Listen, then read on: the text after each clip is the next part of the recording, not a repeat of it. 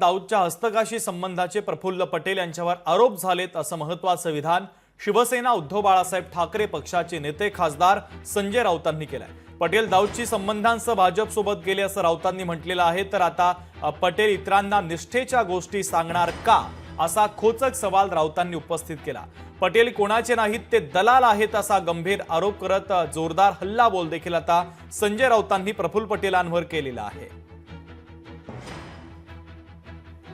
प्रफुल्ल पटेल सारखे लोक हे कोणाचे नाहीत, ते दलाल आहेत। कधी काँग्रेस पक्षाचे दलाल करत होते, कधी राष्ट्रवादी काँग्रेस शरद पवार पक्षाला बाप बाप बाप बाप फिरत होते, मग दाऊद इब्राहिमची दलाली केली असं वाटतंय। आणि इथे आल्या होती मग त्यांची संपत्ती सगळी मोकळी झाली, साधारण 1000 कोटीची। अशा लोकांनी संसदेमध्ये उभं राहून त्यांची बोलण्याची लायकी आहे का? आणि मी प्रफुल्ल पटेलला सांगतो, माझा नादाला लागू नको। लोकशाही मराठी ऐका, पहा, जागरूक रहा।